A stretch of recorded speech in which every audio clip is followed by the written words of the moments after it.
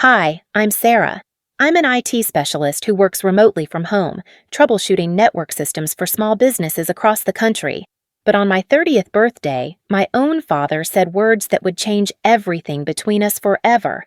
It was a Tuesday evening in March, and I was sitting at our family dinner table, the same oak table where I'd blown out candles for 29 previous birthdays. But tonight, there was no cake, no candles. Just the sound of forks scraping against plates and the uncomfortable silence that had been growing thicker in our house for months. Mom had made meatloaf, my least favorite dish, which felt like the perfect metaphor for how this milestone birthday was going. Dad sat at the head of the table, methodically cutting his food into perfect squares like he always did when he was building up to say something important.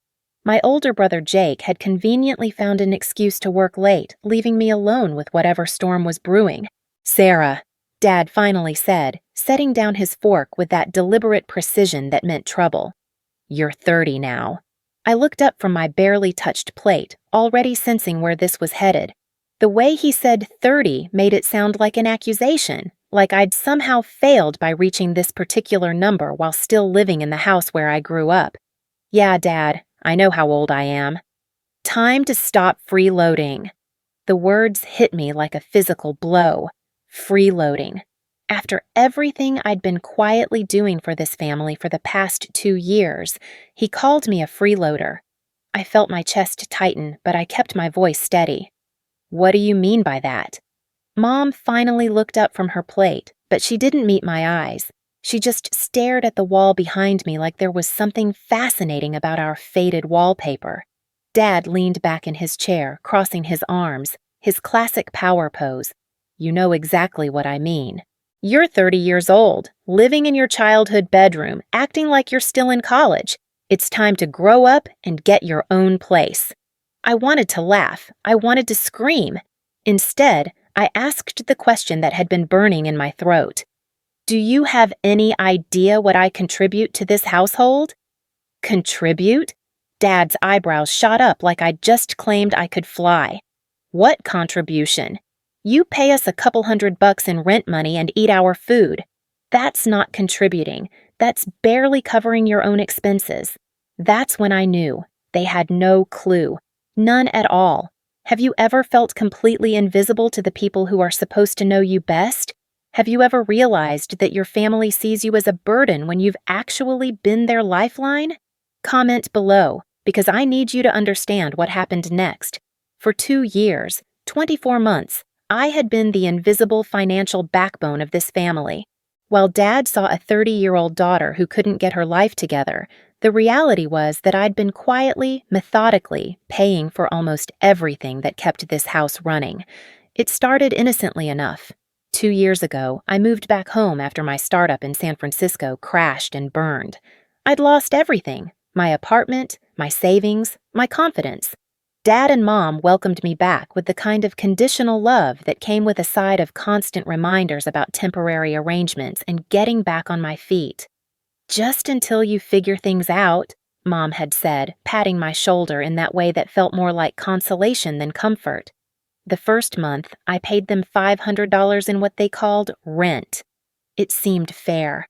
I had my old bedroom, shared bathroom privileges, and Mom still did my laundry if I left it in the basket by the washing machine. But then Dad pulled me aside one evening in April, 2 years ago. "Sarah, honey, we're having some cash flow issues. You know how it is with Dad's consulting business, feast or famine. Could you maybe help us out with the mortgage payment this month? Just this once until things pick up." The mortgage was $2,800. I paid it without question because that's what family does. They help each other. Except just this once became twice. Then 3 times. Then every month. By summer, Dad approached me about the utilities. "The electric bill is killing us with this heat wave. Could you maybe take that on temporarily? $400 a month for electricity, gas, water, and trash." I set up the autopay from my checking account because it was easier than having them ask me every month. Then came the internet and cable. "You use it more than anyone," Dad reasoned. "You work from home, you're always streaming something. Makes sense for you to cover it." Another $200 a month, automatically deducted. But here's the thing about being the quiet one in the family. the one who never makes waves or demands attention. Your contributions become invisible. They become so woven into the fabric of daily life that people forget they exist at all.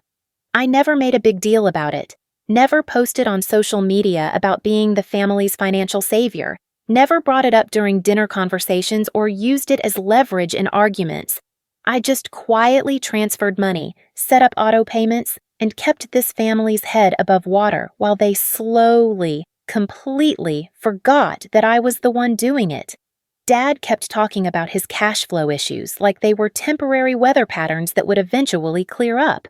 Mom kept mentioning how expensive everything was getting, how hard it was to make ends meet, completely oblivious to the fact that I was the reason they were making ends meet at all. And my brother Jake? He just stayed out of it, probably grateful that someone else was handling the family drama while he focused on his own life across town. So when Dad called me a freeloader on my 30th birthday, I realized something that changed everything. They had genuinely, completely forgotten what I was doing for them. It wasn't malicious. It was worse than that. It was total, willful blindness. "Pack your things," Dad continued, his voice gaining strength like he was delivering a speech he'd been practicing. "I want you out by the weekend. You need to learn how to stand on your own 2 feet, and we need our house back." Mom nodded along, finally brave enough to make eye contact. "It's for your own good, sweetie. You'll never grow up if we keep enabling you." Enabling me. I sat there for another few seconds, looking at these 2 people who had raised me, who thought they knew me, who had just made the biggest financial mistake of their lives without even realizing it. "Okay," I said quietly, standing up from the table. "I'll be out by Thursday." Dad looked surprised that I wasn't fighting back, wasn't arguing or crying or begging for another chance. "Good. I'm glad you're taking this maturely." I walked upstairs to my childhood bedroom, the room with faded boy band posters and a twin bed that I'd somehow never gotten around to replacing, and sat down at my laptop. I had work to do, but not the kind of work they thought. That night, while my parents watched TV downstairs, probably feeling proud of themselves for finally launching their adult daughter into the real world, I opened my banking app and stared at 2 years' worth of automatic payments. 24 mortgage payments of $2,800, 24 utility bills averaging $400, 24 internet and cable bills at $200, $81,600 in total, $81,600 that I had quietly, invisibly, lovingly paid to keep this family afloat. I screenshotted everything, every payment, every transfer, every automatic deduction. I saved them all to a folder on my desktop that I named Bank Statements. Then I started making phone calls. "Hi, this is Sarah Chen. I need to remove my automatic payment authorization for account number."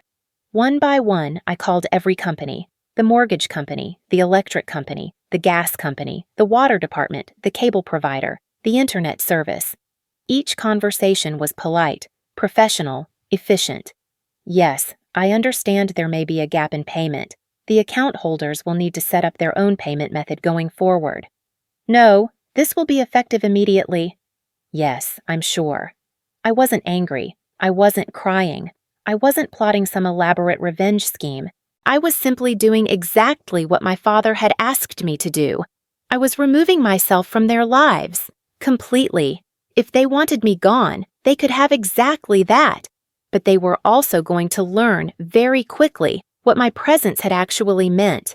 That Wednesday morning, I packed my things: 2 suitcases, my laptop, and a small box of personal items. Everything else, the furniture I'd bought for my room, the kitchen appliances I'd upgraded, the smart TV in the living room, I left behind. They could figure out what belonged to whom later. I called my friend Emma, who lived across town, and she immediately offered her couch. "How long do you need it?" she asked. "Just a few days," I told her. "Just long enough for them to get my message." "What message?" I was loading my car when Dad came outside, coffee mug in hand, looking almost disappointed that I wasn't putting up more of a fight. "You know, Sarah, this is really for the best. You'll see. Independence is going to be good for you." I closed my trunk and turned to face him. For a moment, I thought about explaining everything, about showing him the bank statements, the auto payments, the mountain of evidence that proved how wrong he was about my role in this family. Instead, I said, "You're right, Dad. It's time for me to stop enabling you." He looked confused. "Enabling me? What do you mean?" I got in my car and rolled down the window. "You'll figure it out." As I drove away, I could see him in my rearview mirror, standing in the driveway, still holding his coffee mug, looking like a man who'd just won an argument but couldn't quite remember what the fight was about. That night, I lay on Emma's couch and waited. I didn't have to wait long. The first automatic payment was scheduled to process Thursday morning at 6 a.m. The mortgage, $2,800, that wasn't going to be there. By 8 a.m. Thursday, Dad's phone would start ringing. By 10 a.m., he'd be checking his bank balance. By noon, he'd be looking through 2 years' worth of statements, trying to figure out where that money had been coming from. And by evening, he'd realize that his freeloader daughter had been the only thing standing between his family and financial catastrophe. I wasn't going to say a word. I wasn't going to explain or justify or defend myself. I was going to let the bank statements talk instead. Because sometimes the most powerful thing you can do is simply stop doing everything you've been doing in silence and let people discover what your quiet love actually looked like. The first bill bounced at exactly 6:17 a.m. on Thursday morning. The mortgage company's automated system called Dad's phone at 6:43 a.m. Thursday morning. I know this because Emma's apartment was quiet, and I was lying awake on her couch, staring at my phone, watching the digital clock tick toward the moment when my family's financial reality would come crashing down around them. I had spent Wednesday night methodically documenting everything, not out of spite, but out of necessity. If this was going to be a clean break, I needed a complete record of what had been happening for the past 2 years.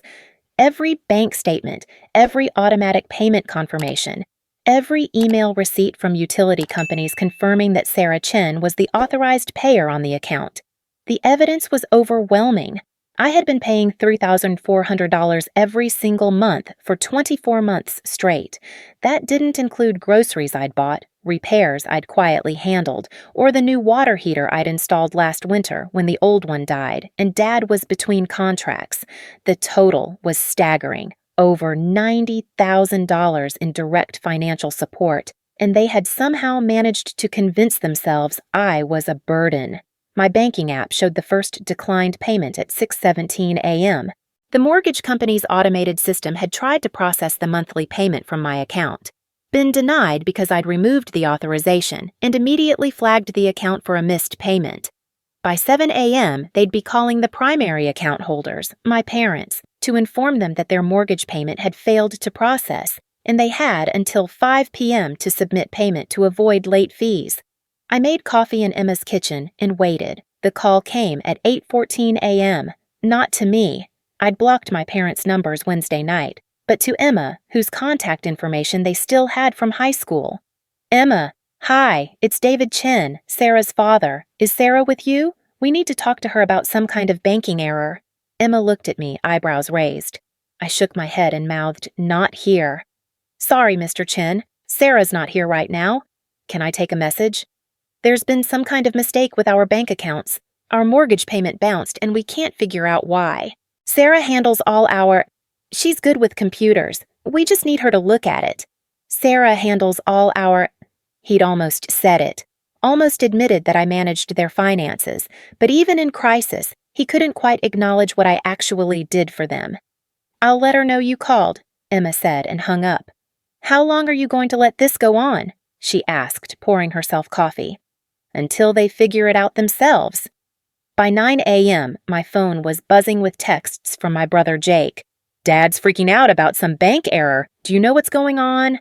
"Mom's crying, says the mortgage payment bounced. Did you change something with your account?"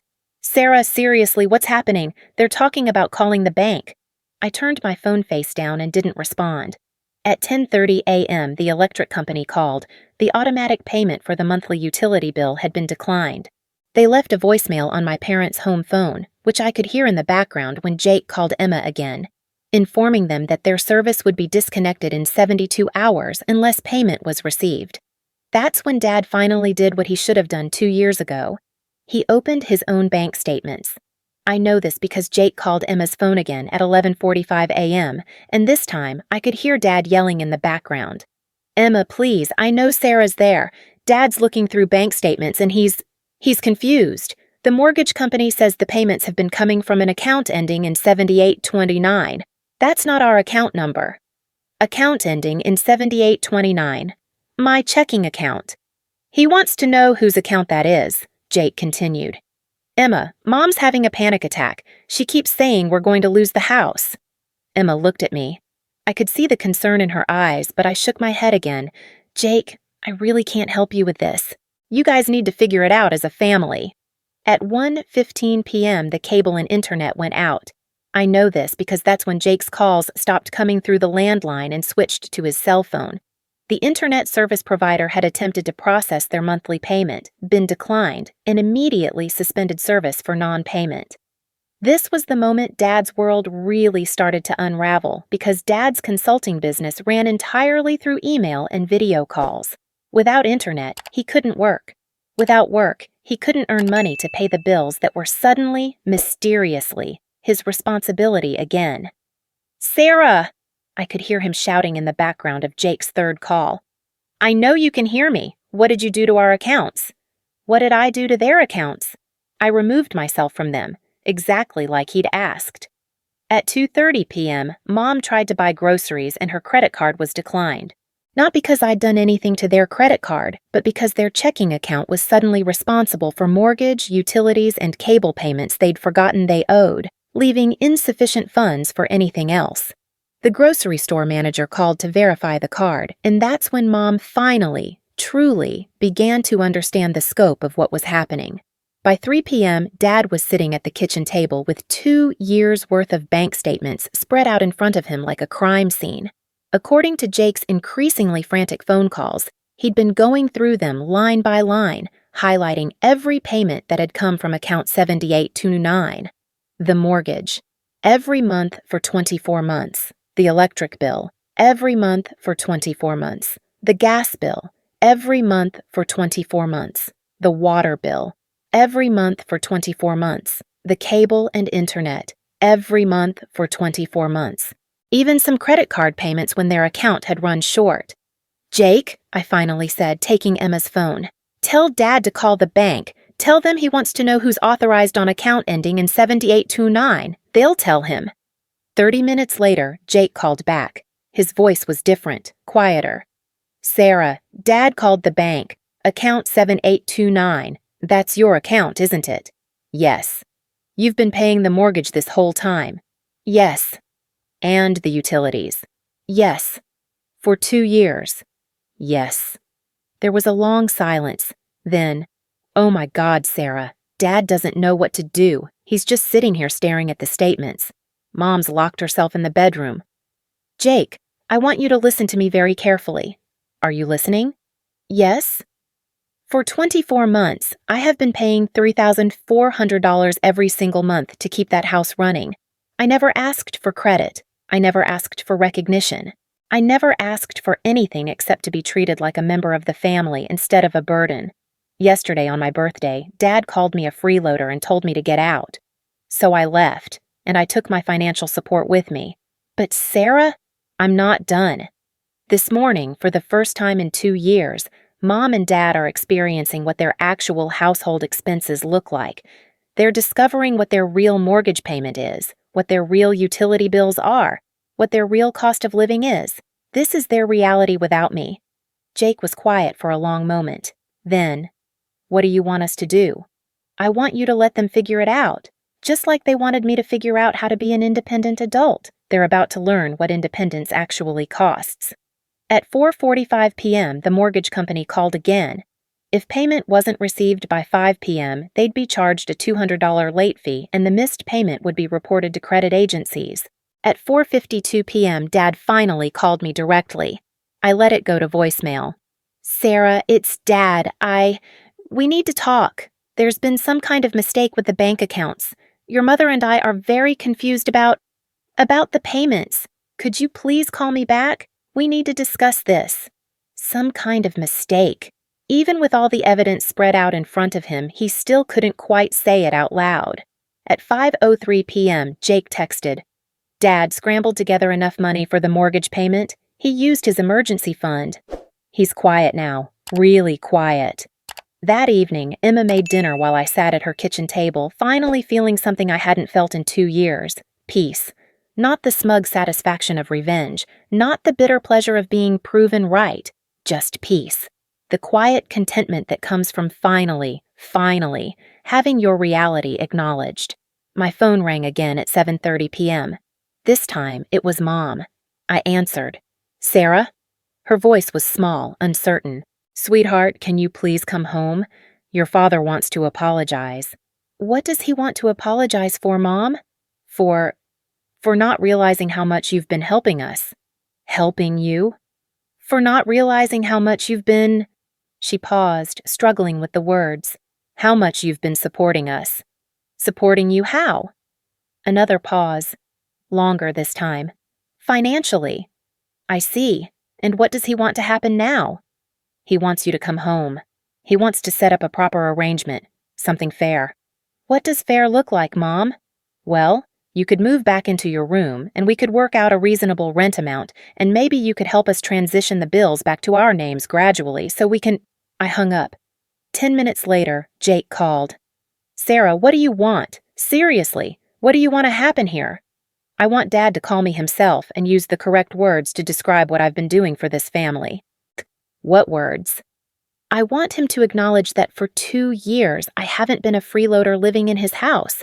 I've been an adult daughter who moved home during a difficult time and ended up financially supporting her parents without ever being asked to or being thanked for it." "And then what?"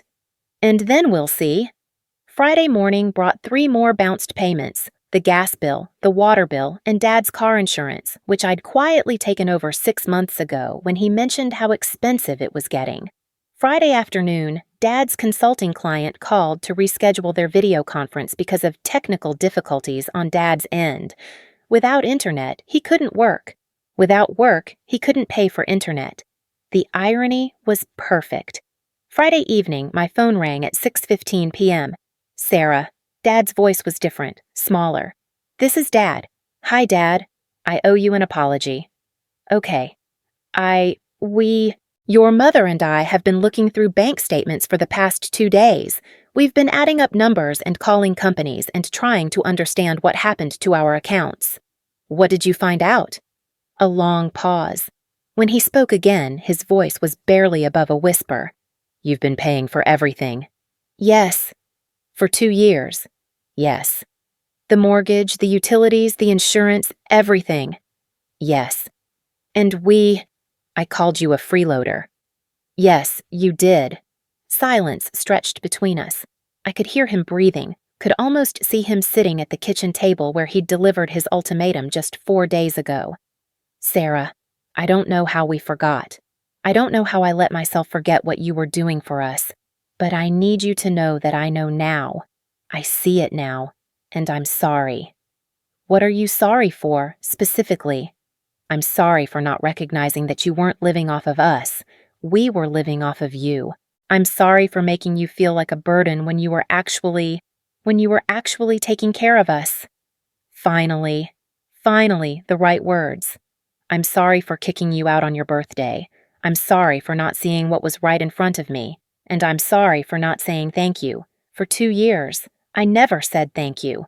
I closed my eyes and felt something that had been knotted tight in my chest for months finally begin to loosen. "Sarah, will you come home? Not as our child who needs to grow up, but as our adult daughter who has been the reason we've been able to keep our house." "Dad?" "Yes?" "I need you to understand something. I'm not coming back to the same arrangement we had before. I'm not coming back to be taken for granted. If I come home, things are going to be different." "Different how?" "We're going to have honest conversations about money. We're going to acknowledge contributions. We're going to treat each other like adults who choose to support each other, not like parents doing a favor for a child who can't take care of herself." Yes, absolutely." "And Dad?" "Yes?" "Next year on my birthday, I want cake." For the first time in 4 days, I heard him laugh. "Deal. Chocolate or vanilla?" "Surprise me." I went home Sunday morning, not to my childhood bedroom, but to the family home where I was finally, properly welcomed as an adult daughter who had been quietly, lovingly, keeping everyone afloat. The bank statements folder still sits on my desk, but now it means something different. It's not evidence of being taken advantage of. It's proof of love, mine for them, and finally, after all this time, theirs for me. Sometimes the most powerful thing you can do is stop doing everything you've been doing in silence and let people discover what your quiet love actually looked like. And sometimes, just sometimes, they finally understand.